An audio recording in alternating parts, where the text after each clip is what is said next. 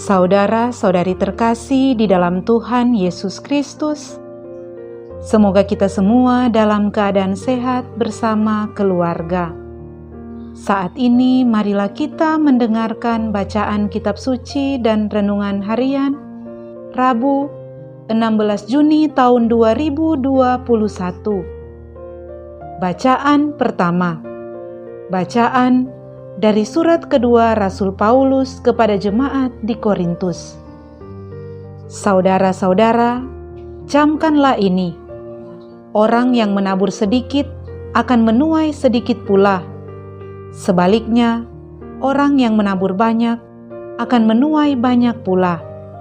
Hendaklah masing-masing memberi menurut kerelaan hatinya, jangan dengan rasa sedih atau terpaksa. Sebab Allah mengasihi orang yang memberi dengan sukacita. Allah sanggup melimpahkan segala kasih karunia kepada kalian, supaya kalian senantiasa berkecukupan di dalam segala sesuatu, dan malah berkelebihan di dalam pelbagai kebajikan. Seperti ada tertulis, Ia murah hati, orang miskin diberinya derma. Kebenarannya tetap untuk selama-lamanya. Dia yang menyediakan benih bagi penabur dan roti untuk dimakan. Dia juga yang akan menyediakan benih bagi kalian, serta melipat gandakannya dan menumbuhkan buah kebenaranmu. Kalian akan diperkaya dalam segala macam kemurahan hati, yang membangkitkan syukur kepada Allah oleh karena kami. Demikianlah sabda Tuhan, syukur kepada Allah. Bacaan Injil. Inilah Injil Yesus Kristus menurut Matius. Dimuliakanlah Tuhan. Dalam khotbah di bukit, Yesus bersabda, "Hati-hatilah, jangan sampai melakukan kewajiban agamamu di depan orang, supaya dilihat. Sebab jika demikian, kalian takkan memperoleh upah dari Bapamu yang di surga. Jadi, apabila engkau memberi sedekah, janganlah engkau mencanangkan hal itu, seperti yang dilakukan orang-orang munafik di rumah-rumah ibadat dan di lorong-lorong, supaya dipuji orang. Aku berkata kepadamu, mereka sudah mendapat upahnya. Tetapi jika engkau memberi sedekah, janganlah tangan kirimu tahu apa yang diperbuat tangan kananmu.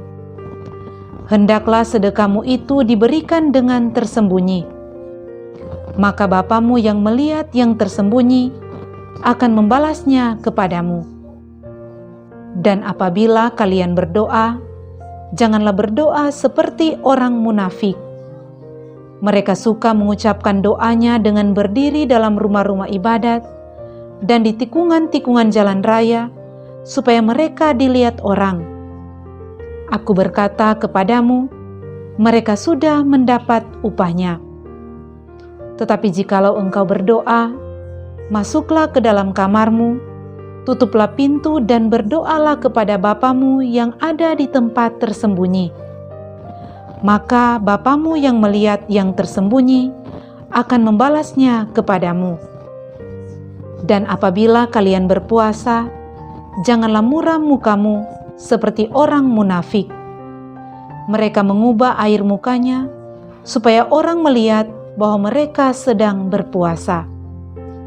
Aku berkata kepadamu, sesungguhnya mereka sudah mendapat upahnya. Tetapi apabila engkau berpuasa, minyakilah kepalamu dan cucilah mukamu, supaya jangan dilihat orang bahwa engkau sedang berpuasa, melainkan hanya oleh Bapamu yang ada di tempat tersembunyi. Maka Bapamu yang melihat yang tersembunyi akan membalasnya kepadamu. Demikianlah Injil Tuhan. Terpujilah Kristus. Saudara-saudari terkasih di dalam Tuhan Yesus Kristus, renungan kita di saat ini diberi judul Derma Doa Puasa.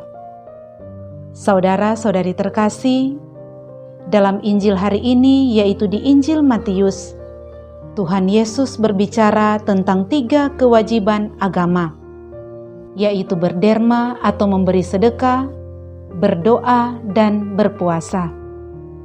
Berderma bagi orang yang miskin merupakan bentuk pertobatan yang nyata.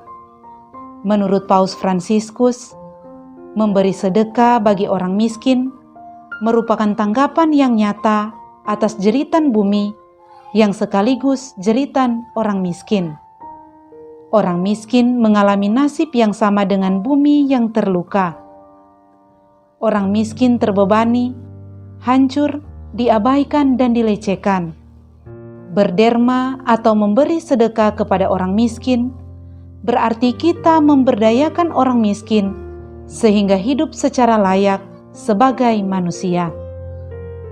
Perihal memberi sedekah, Tuhan Yesus mengajak kita dalam Injil hari ini untuk memberi sedekah dengan sepenuh hati, tanpa perhitungan apapun, dan juga jangan menceritakan kepada siapapun.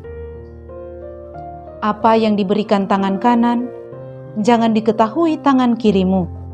Tuhan melihat orang yang memberi dengan sukacita dan tidak pamer, atau supaya dilihat dan dipuji orang lain. Yang kedua adalah berdoa. Berdoa adalah komunikasi dengan Allah. Ada berbagai bentuk komunikasi dengan Allah. Kita berbicara dan Allah mendengarkan. Kita memuji Allah dengan nyanyian dan perkataan. Kita menyampaikan ucapan syukur kepada Allah karena berkat-Nya. Kita menyampaikan pengakuan atas perbuatan dan pikiran yang keliru kepada Allah, agar dapat memperoleh pengampunan. Kita menyampaikan permohonan kepada Allah melalui doa yang kita panjatkan kepadanya. Dalam Injil hari ini, Tuhan Yesus menghendaki kita agar dengan berdoa, kita mengalami hubungan personal dengan Allah. Jangan menjadi munafik dalam berdoa. Tampillah apa adanya. Jadilah baik tanpa ada kepalsuan. Yang ketiga adalah berpuasa. Puasa adalah tindakan sukarela berpantang sama sekali atau sebagian makanan dan minuman demi kemuliaan Tuhan, bukan supaya dilihat orang. Puasa dilakukan harus diam-diam, supaya hanya Allah yang mengetahui dan membalasnya. Saudara-saudari terkasih, apa yang mau disampaikan Tuhan Yesus kepada kita dalam Injil hari ini, yaitu ketika kita melakukan perbuatan kasih dan perbuatan keagamaan kita, seperti memberi sedekah, berpuasa, dan berdoa. Baiklah kita lakukan semua itu untuk kemuliaan Tuhan. Kita tidak memiliki motivasi untuk memperoleh popularitas. Tuhan Yesus dalam Injil hari ini mencela orang-orang Farisi yang berderma untuk dipuji. Tuhan Allah itu Maha Tahu. Ia pasti melihat perbuatan baik yang kita lakukan dan akan membalasnya. Jika kita mengharapkan balasan pujian di dunia ini, maka kita sudah mendapatkan upahnya jika sudah dipuji orang. Namun jika kita berbuat baik demi Allah, maka Allah akan mengganjarnya. Memberi sesuatu dengan harapan akan menerimanya kembali bukanlah ajaran Tuhan Yesus. Rasul Paulus pun dalam bacaan yang pertama mengingatkan kita agar dalam memberi derma tanpa pujian dan mengharap kembali. Kita diajak oleh Rasul Paulus untuk semakin berlomba-lomba dalam berbuat baik.